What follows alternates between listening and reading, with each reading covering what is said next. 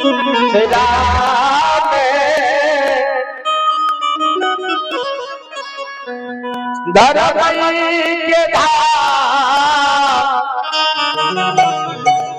चले लगल भगवान अमृता के गोसा विष्णु भगवान मन भुला गेलैया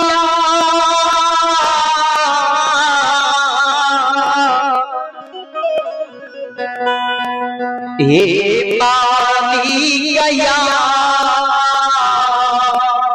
बाबू जी अमृता के भगवान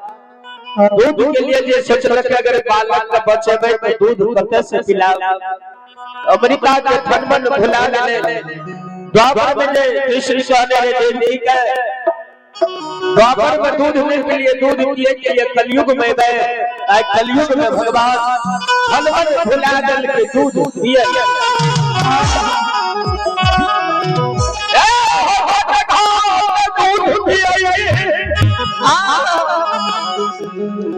अमृता के बालक दूध पिए अमृता के दिल मगर हरा ये भगवान बालक के अद्भुत से बालक के दूध के लिए सोच लिए हमारे बिना कुमार में ही मन भुला गए और बालक दूध पिए अमृता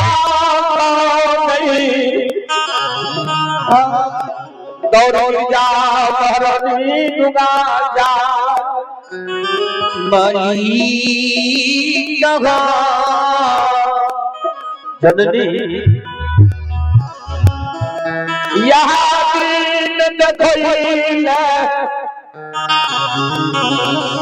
यहाँ पूजा करे विधाता हूँ अमृता कौन जननी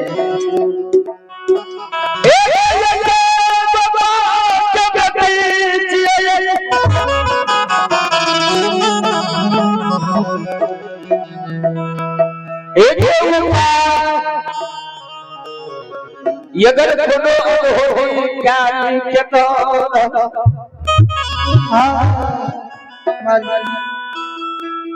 एक जगते यगले बालक फेंक दबई भगवान निरंजन पुर देवे कहियो माता पिता के पगरी माली आगे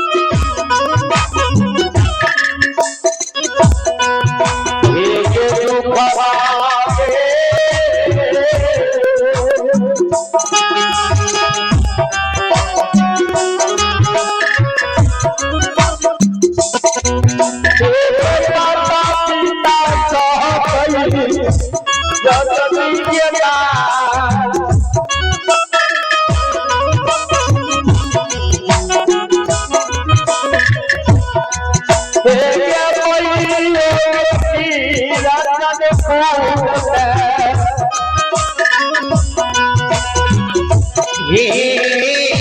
गई मैया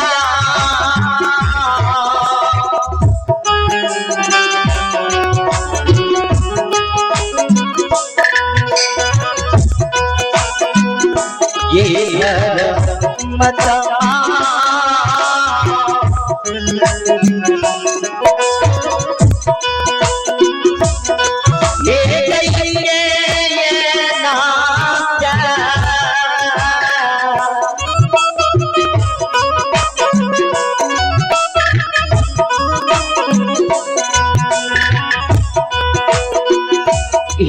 गई माता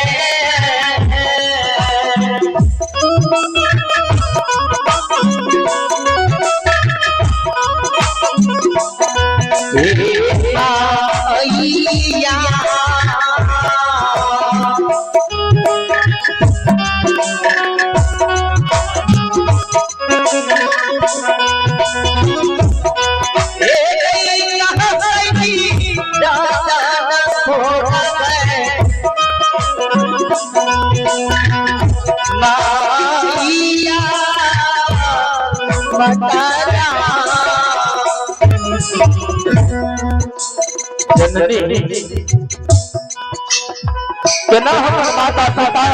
कोई के डर बर्दाश्त हे एक पुत्री के धार हो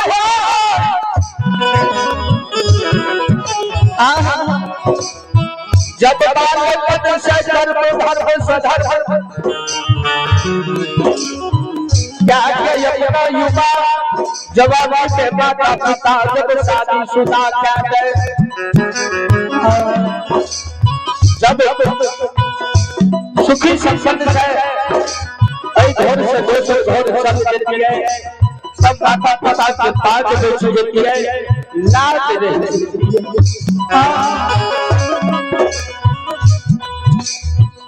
परलई पतिया परलई पतिया परलई पतिया परलई पतिया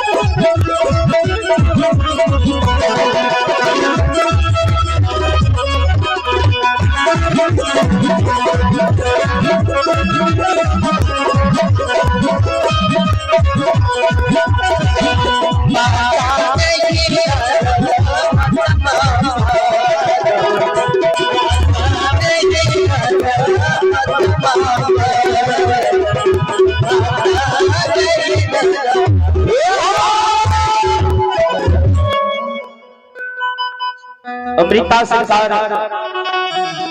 जननी के सोपे लगले आज हमरा माँ मन मन भुला गेले दूध पिए छे बालक फेंक जेबे तो मनुष्य बध लाग जेते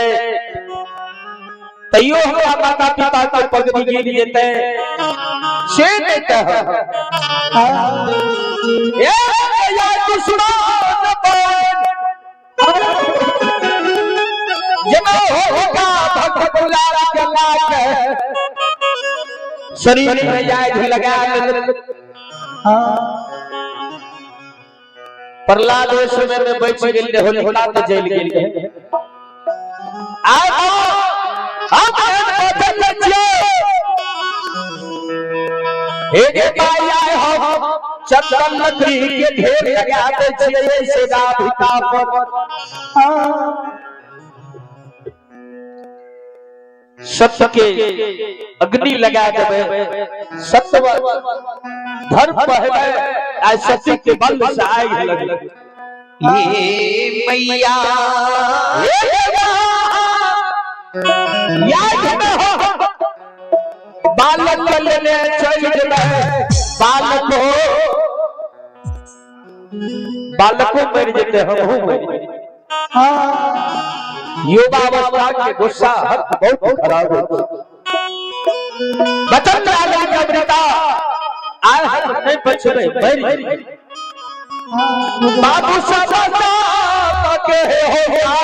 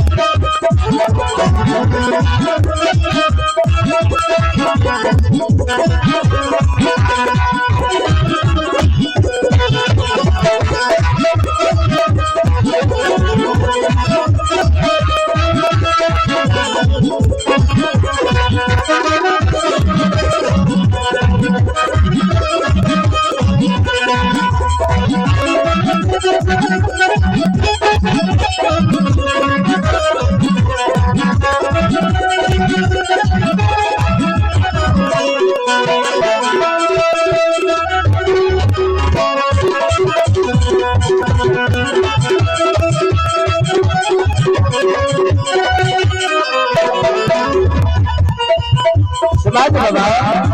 हे हो आज के भगवान बोलेगा अमेरिका संघ चक्री का छोटी के बाल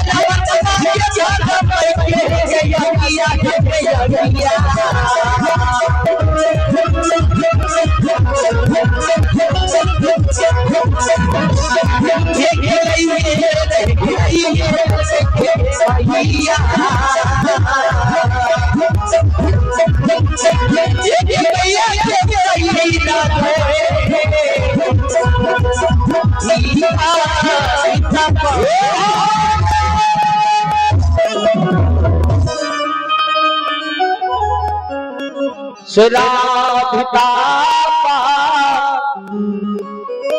आज लगा दिल लई हो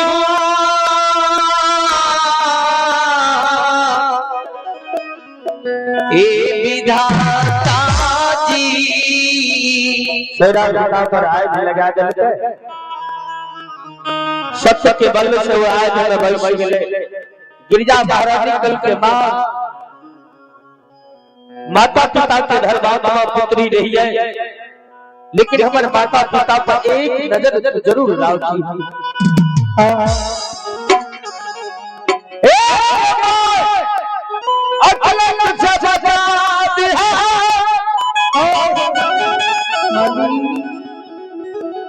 चंदन लकड़ी जे भगवान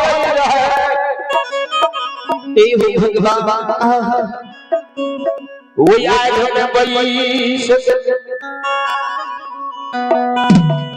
सब लकड़ी जल गए। विष्णु भगवान कल के हम दुनिया में सबसे जलवे छी हमरे तू जलवे नहीं तू मन में सोचे थी प्रहलाद कला को होलिका जले के लिए सोच ले और होलिका जल गए प्रहलाद बच गए।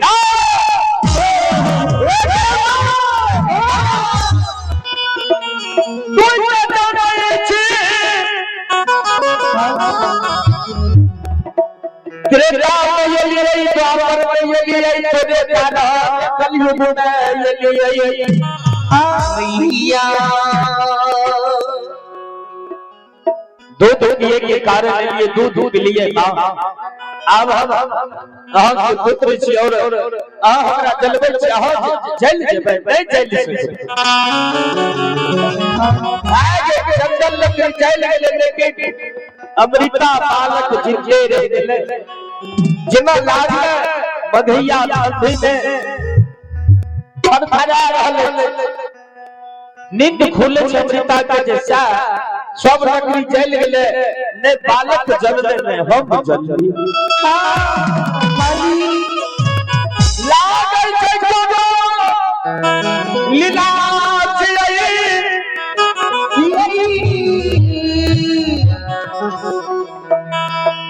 एक जा महारानी जब ये महारानी आग में जल लिया अब हमर मोरिया बालक लाग निरंजनपुर से कनी को दूरी चल तिलमग महाराज में कत चल जेबे से एकांत गिरिजा महारानी के प्रणाम कर के उत्तर दिशा में चल हे भगवान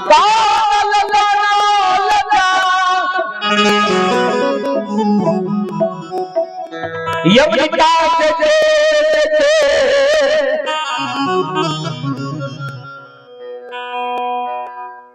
बाबूजी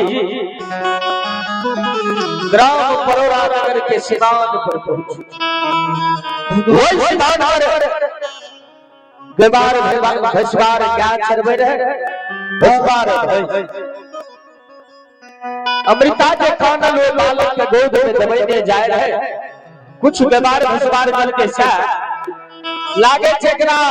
या त नैहर में कोनो बात विचार भ गेलै तब जाय छै, या त एकरा ससुराल में कियो मार लेतै तो नैहर जाए। बुढ़ा ऐसी समझदारी चल ले अमेरिका चल के सुना बेचारी आका